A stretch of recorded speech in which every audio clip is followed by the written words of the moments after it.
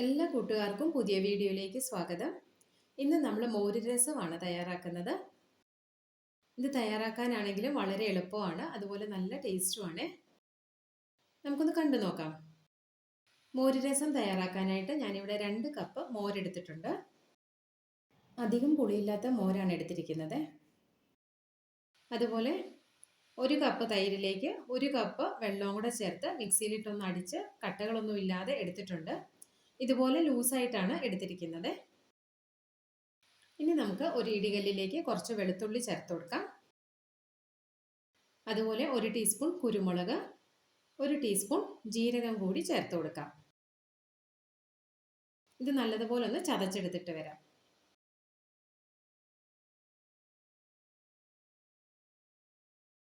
ഇപ്പം ഞാൻ ഇതുപോലെ ഒന്ന് ചതച്ചെടുത്തിട്ടുണ്ട്. അങ്ങ് പൊടിഞ്ഞു പോവരുത്. ഇതുപോലെ നമുക്കൊന്ന് ചതച്ചെടുത്താൽ മതി, എങ്കിലേ നമുക്കിതിൻ്റെ ഫ്ലേവറൊക്കെ നല്ലതുപോലെ കിട്ടുള്ളൂ. ഇനി ഒരു പാനിലേക്ക് 2 ടീസ്പൂൺ വെളിച്ചെണ്ണ ഒഴിച്ചിട്ടുണ്ട്. എണ്ണയൊന്ന് ചൂടായി വരുമ്പോൾ 1 ടീസ്പൂൺ കടുക് ചേർത്ത് കൊടുക്കാം. അതുപോലെ 1/4 ടീസ്പൂൺ ഉലുവ ചേർത്ത് കൊടുക്കാം. ഇനി കടുകൊക്കെ പൊട്ടി വരുമ്പോൾ 3-4 വറ്റൽമുളക് ചേർത്ത് കൊടുക്കാം. ഈ വറ്റൽമുളക് നമ്മൾ ഇത്രയും ചേർത്ത് കൊടുക്കണം. ഇതിൻ്റെ ഈ ഫ്ലേവർ നമ്മുടെ ഈ മോരിലേക്ക് ഇറങ്ങുമ്പോഴാണ് നല്ല ടേസ്റ്റ് കിട്ടുന്നത്. അതിനുശേഷം ഇതിലേക്ക് നമ്മൾ ചതച്ച് വെച്ചിരിക്കുന്ന വെളുത്തുള്ളി കുരുമുളകൊക്കെ ഉണ്ടല്ലോ, അത് ചേർത്ത് കൊടുക്കാം. ഇത് ഒരു മീഡിയം ഫ്ലെയിമിലിട്ട് നല്ലതുപോലെ ഒന്ന് മൂപ്പിച്ചെടുക്കാം.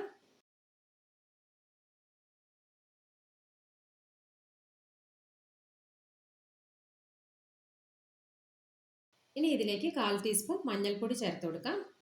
അതുപോലെ കുറച്ച് കറിവേപ്പിലയും കൂടെ ചേർത്തിട്ടുണ്ട്. ഒന്നുകൂടെ ഒന്ന് ഇളക്കിയെടുക്കാം. ഇപ്പം ഇതൊക്കെ നല്ലതുപോലെ മൂത്തിട്ടുണ്ട്. ഇനി ഇതിലേക്ക് 1 ടീസ്പൂൺ കായപ്പൊടി ചേർത്ത് കൊടുക്കാം. കായപ്പൊടിയൊക്കെ നമ്മൾ ഇത്രയും ചേർത്ത് കൊടുക്കണം, എങ്കിലേ നമ്മുടെ ഈ മോര് രസത്തിന് നല്ല ടേസ്റ്റ് ഉണ്ടാവുള്ളൂ. ഇപ്പം ഇതൊക്കെ നല്ലതുപോലെ മൂത്തിട്ടുണ്ട്. ഇതിലേക്ക് നമ്മൾ എടുത്തു വെച്ചിരിക്കുന്ന മോര് ചേർത്ത് കൊടുക്കാം. മോര് ചേർക്കുന്ന സമയത്ത് നമ്മൾ ഫ്ലെയിം ലോയിലാക്കാൻ ശ്രദ്ധിക്കണേ. ഇതിലേക്ക് ആവശ്യത്തിനുള്ള ഉപ്പ് ചേർത്ത് കൊടുക്കാം. എന്നിട്ട് നല്ലതുപോലെ ഒന്ന് ഇളക്കിയെടുക്കാം. ഇനി ഈ മോരൊന്ന് ചെറുതായിട്ട് ചൂടാക്കി എടുക്കാം.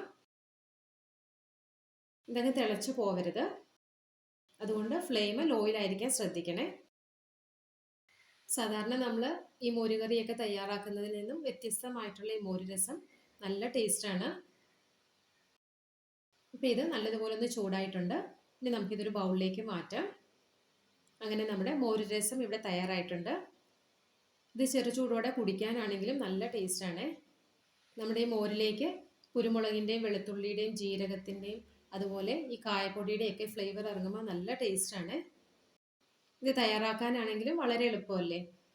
ഈ രീതിയിൽ തയ്യാറാക്കാത്തവരൊക്കെ ഒന്ന് ട്രൈ ചെയ്ത് നോക്കണേ. അതുപോലെ ഈ വീഡിയോ ഇഷ്ടമായാൽ ഒന്ന് ലൈക്ക് ചെയ്യാനും ഷെയർ ചെയ്യാനും സബ്സ്ക്രൈബ് ചെയ്ത് സപ്പോർട്ട് ചെയ്യാനും ഒന്നും മറക്കല്ലേ.